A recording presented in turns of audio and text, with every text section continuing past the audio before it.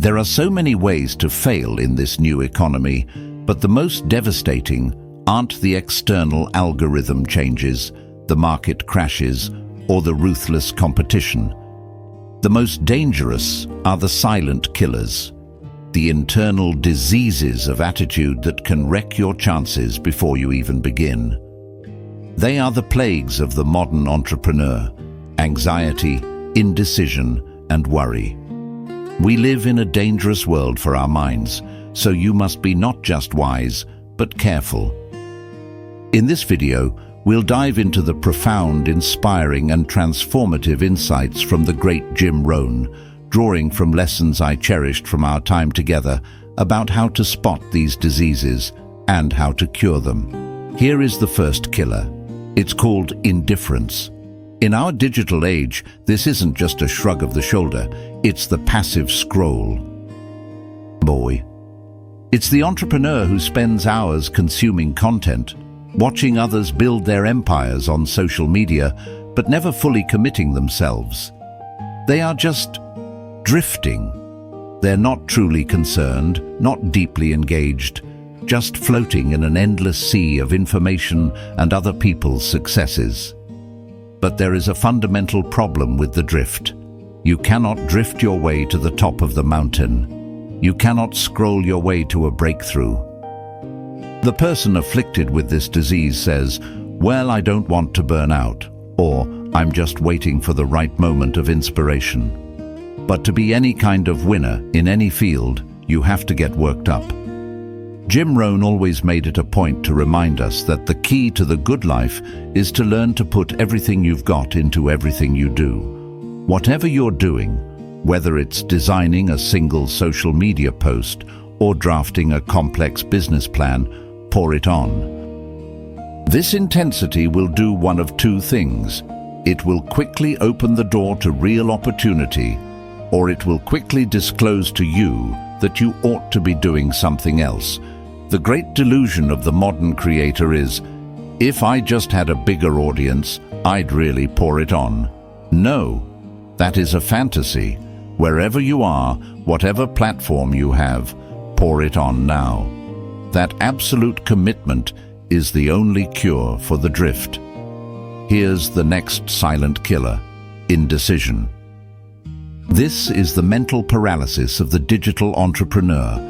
It's the founder with 10 different business ideas, a dozen domain names registered, utterly paralyzed by the fear of choosing one. They can't make up their mind, and soon this hesitation becomes a disease.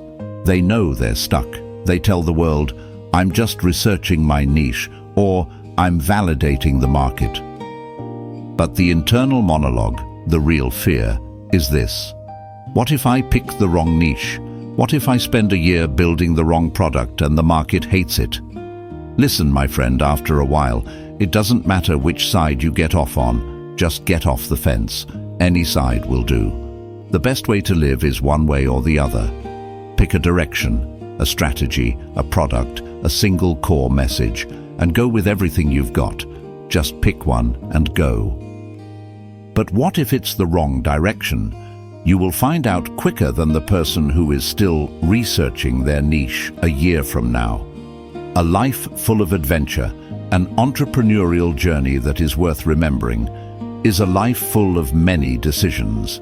The ones that turn out to be wrong give you the invaluable, high-definition experience to make better decisions later. Don't see how many decisions you can avoid. See how many you can get into. That is where the adventure is. Shake off this disease. The next one is doubt. Doubt is a plague, and in our hyper-visible world of social media, its most common and toxic form is crippling self-doubt. This is the imposter syndrome you feel when you scroll through someone else's highlight reel. You start to doubt yourself. You doubt if your small successes will last. You doubt if you truly deserve to be in the room, or if you're just a fraud who got lucky. You doubt if you can really charge that much for your services, or if you can accomplish the grand goals you've set. You become a chronic, excellent self-doubter. You hear the whispers, perhaps from an old colleague or a critical comment. Look at them, acting like an expert. Who are they to give advice on this? Or worse, you hear that voice from yourself. You don't know enough. You're not ready. You're a fraud. You can imagine what that kind of internal dialogue does to your future. So here's the key. Turn this coin over and become a believer. There are many things to believe in, but as Jim taught, one of the majors is yourself. The understanding of your own self-worth is the beginning of all progress. You must build this belief internally, in the quiet, before you can ever see the results externally. Now, if those 3 diseases don't stop you, this one will. Worry. This, my friends, is a devastating disease. For the modern entrepreneur, worry is a constant, low-grade static buzzing in the background of your mind. It's the scent of stale coffee at 2 in the morning as you stare at a flatlining analytics graph, your heart pounding. It's the cold pit in your stomach when a major client hasn't replied to your email. It's the phantom buzz of your phone in your pocket, the endless, agonizing loop of what-ifs. What if the algorithm changes and wipes out my traffic? What if my product launch fails? What if my competitors are smarter and faster than I am? Worry causes burnout. It creates health problems, social problems, and it poisons your personal relationships. Worry long enough, and it will drop you to your knees. It can reduce you to begging for validation, begging for a sign that you're on the right path. I know how bad this one is. I used to be known as a super worrier. I would worry about things that hadn't happened, things that might happen, and things that could never happen. My advice to you is to do what I finally did. Give it up. Who needs it? I'm not saying this is easy. I'm saying it is worth it. It might take you a year to kick the worry habit. It might be one of the toughest years you ever spend. But you can get that monkey off your back. You can live the most incredible life, free of worry, not free of challenge, not free of difficulty, but free of worry. Here's the next disease that kills so many dreams: overcaution. Some people will never build anything meaningful because they are simply too cautious. This is the timid approach to life. It's the entrepreneur who refuses to invest in that new software that could save them 10 hours a week. It's the creator who is afraid to hire their first assistant. It's the person who won't launch their course because it's not perfect yet. Their caution is always focused on the risk. They say, "What if I hire someone and they steal my ideas?" Or, "What if I spend this money on ads and get no return?" It's the language of the poor. What if this happens? Look at the fix I'd be in. I better not try. I'll tell you what changed my whole life and what will change yours. As Jim Rohn often shared with me, the moment he finally understood that it's all risky was the moment he became free. The minute you were born, it got risky. If you think trying is risky, wait until they hand you the bill for not trying. If you think investing in your business is risky, wait until you get the tab for not investing. It's all risky. Launching that new product is risky. Not launching it is also risky. Having a safe 9-to-5 job is risky. Going full-time on your own dream is risky. I'll tell you how risky life is. You're not going to get out alive. That is the ultimate risk. So if that's the way it's going to work out, let's give it a go. Don't ask for security. Ask for adventure. It is better to live 30 years full of adventure than 100 years safe in the corner wondering, what if? Next is the deadly disease of pessimism. In the digital world, this often wears the mask of being realistic. But it's the disease of always looking on the bad side, the problem side, checking all the reasons why your idea can't possibly be done. The poor pessimist leads an ugly life. They don't try to figure out what's right, they try to figure out what's wrong. They don't look for virtue in their work, they look for faults. And when they find them, they are delighted. This is the creator looking at their competitor's success. They don't see the years of hard work, the failures, the persistence. They just see the specks on the window.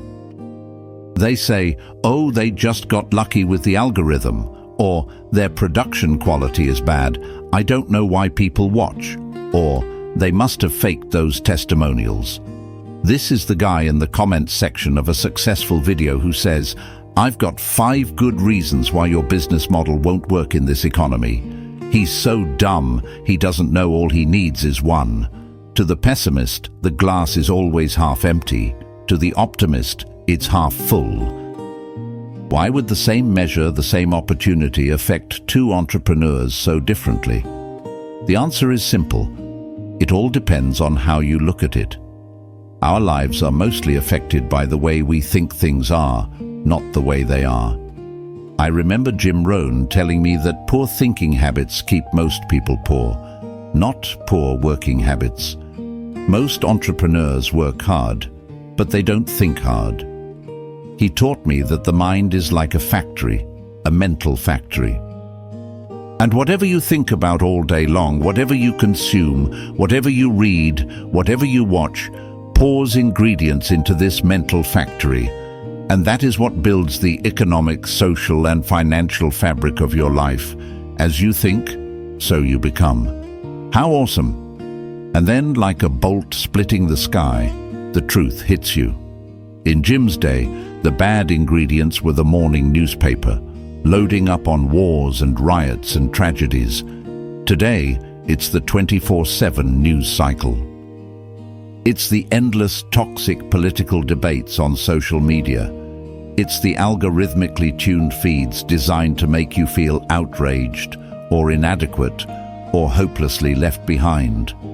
That is the trash you are dumping into your mental factory every single day before you even start your work. Can you imagine dumping a barrel of toxic comparison, cynical news, and algorithm anxiety into your mind and expecting to come out with a rich, dynamic, positive, entrepreneurial life? It cannot be done. This is Lesson 1. Life is both sugar and strychnine. Lesson 2. Watch your coffee. It doesn't matter if your best friend or a must-follow influencer hands you the bad stuff. It will still do its damage. You must, as Jim urged, every day stand guard at the door of your mind. You decide what goes into your mental factory, curate your feed, unfollow the cynics, protect your inputs, because you have to live with the results. And this brings us to the last disease. This one is the deadliest of all. Engage in this, indulge in it even slightly, and you might as well forget the future, because it is going to forget you. That disease is complaining.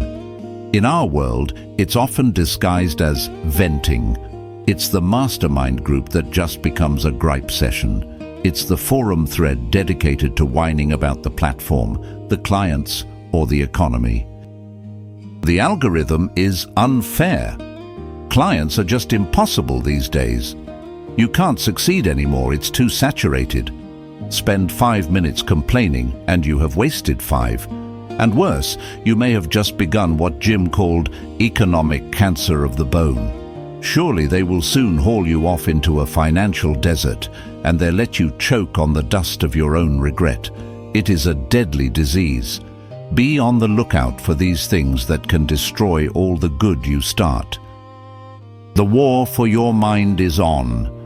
If this message is resonating with you, if you are ready to stand guard at your own mind, write in the comments, "My mind is my factory."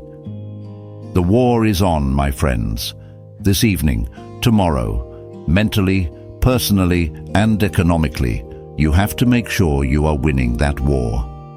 Curing these diseases isn't a one-time event.